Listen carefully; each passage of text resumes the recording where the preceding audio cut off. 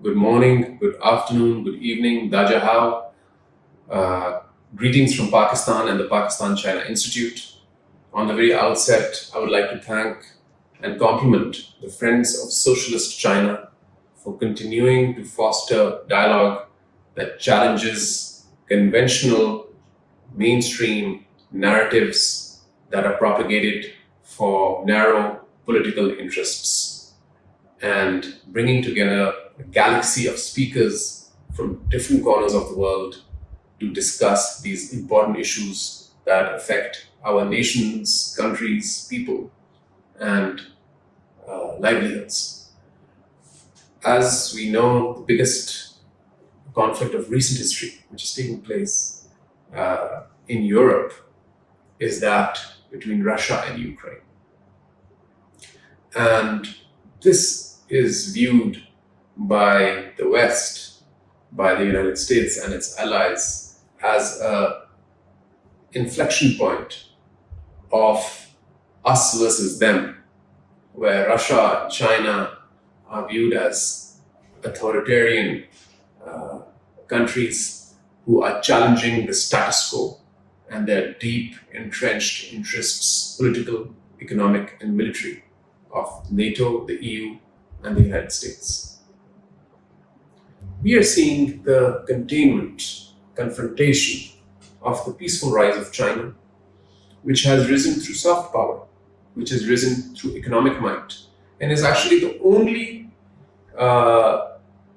contemporary power in history that has not used military might to rise. And if we see other countries like the United Kingdom, and how it flexed its muscles, invaded countries, the East India Company, Pakistan, and our subcontinent is, they took over and they ruled, including other areas apart from South Asia.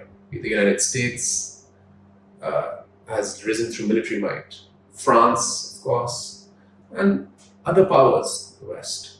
So China, we see rising through economic growth, through very carefully crafted economic diplomacy in the form of the Belt and Road Initiative, which has offered an alternative to developing countries that were exclusively in the past dependent on IMF and the World Bank programs.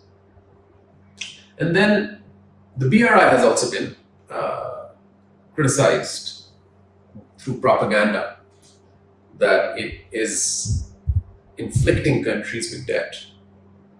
And there was a very good article in the Atlantic, the Washington-based think tank, how the US, the Chinese debt trap is a myth, was the name of the article. So countries in BRI who have leading projects like Pakistan have not experienced any debt from China. And the debt from China is about $6 billion of our total portfolio of China-Pakistan Economic Corridor, which is, as we speak, over $34 to $35 billion. The rest of it is FDIs, foreign direct investments, grants, concessional financing. So why demonize China?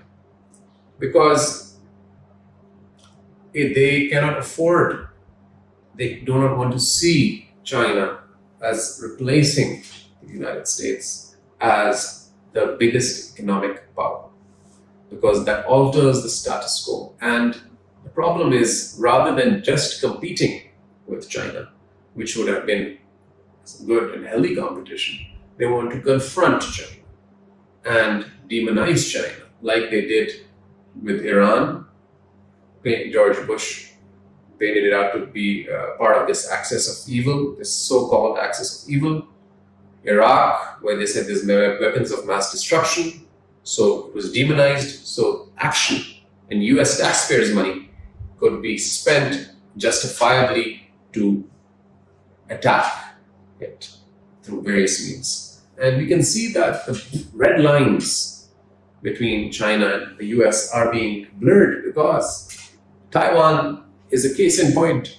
There is no reflection of the US's one China policy. It's Speaker Nancy Pelosi is supposed to visit Taiwan any moment, and they are treating Taiwan as an independent sovereign country that is a contravention and contradictory to the one China, long-standing one China policy that the US has had in the past. And there seems to be a departure from that, which blurs those red lines in which both countries should be and have been operating in the past. And furthermore, the Indo-Pacific strategy of the United States that we see lists, and the latest updated one was released by the White House in February of 2022 this year, which lists China, the United States, and Russia as the two major adversaries of the United States and its allies. If you look at NATO in 2030, which is the goals and vision of the NATO for the year of 2030, it lists China as a challenge, which is intriguing because China is not in the North Atlantic, and NATO is a group of North Atlantic countries, apparently. But China is listed. So we see the AUKUS Quad, to be a grouping of countries in Asia.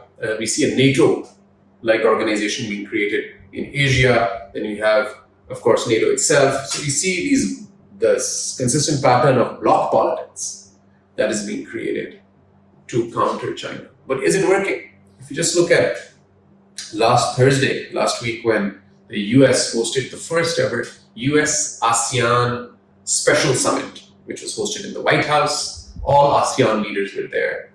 And the biggest elephant in the room was China, because the South China Sea, which is also contested between Asian countries, and the East China Sea lies within ASEAN. And it's also a very important strategic trade route.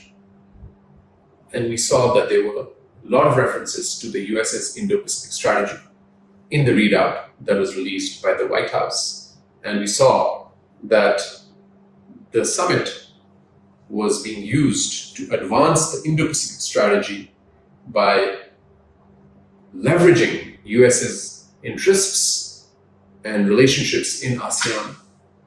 And what a concerning point that I saw in that was that the Coast Guard of the United States is going to be now heavily stationed in ASEAN countries. So security naval affiliates of the United States, of maritime security apparatus, will be there. That will, I think, cause more tension and insecurity rather than calm the region, because that will cause more polarization in countries which are talking to each other to resolve disputes, because the United States will only fan the fire, the presence of the Coast Guard, rather than dousing the fire. So we see that the US's strategy in engaging with China is not based on a carefully charted, defined area where they can compete, engage, and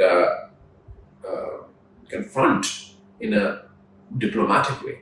But it is more of a lens and prism of containment. It's a strategy of isolating and trying to corner China. And it is not working. If you just look at ASEAN, ASEAN has joined all of the ASEAN countries, a part of the BRI, the Belt and Road Initiative, which has about 165 signatories.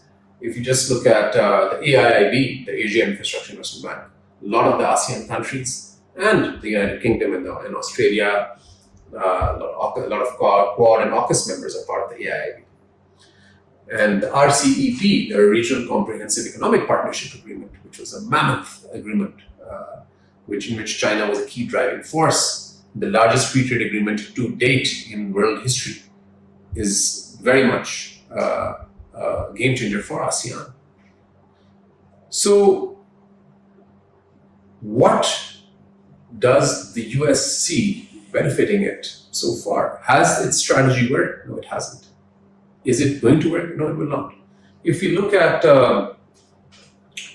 the book Dealing with China by the former US Secretary of Treasury, Paul Hansen, he very wisely articulates of US and Washington engage with China, because based on US interests, because he says that US interests will be advanced by engaging with Beijing, because a lot of top US companies like Apple, Ford, Boeing are hugely dependent economically on the Chinese market and earn mammoth profits by working and engaging with China. And in fact, Kishore Mehbubani in his book Has China Won states that once upon a time, the biggest lobbyist for engaging and working with China was the China-American Chamber of Commerce, the Chamber of Commerce of the US in the US, which was dealing with China and engaging with China because they had so much intertwined and still have businesses and supply chains, and it's a win-win partnership. So I think that the Biden administration has actually compounded this, what Trump began vis-a-vis China. And I think that there has to be a more nuanced strategy to deal with Beijing, a strategy which understands their culture, their history, their sensitivities, the 100 years of century of humiliation, and that China will not tolerate this behavior anymore. It is not the same China that it was 20 years ago. This is a more assertive, sovereign, independent China that is not willing to take it lying down. And nor are the friends of the world, not friends of China or the United States, friends of globalization. They're not willing to pick sides as we see today. Thank you very much, and I look forward that we can have an in-person conclave in the future, and hopefully the Pakistan-China Institute can take an opportunity in the future to host all of you in collaboration with the Friends of China, Friends of Socialist China in the near future in Pakistan. Thank you very much.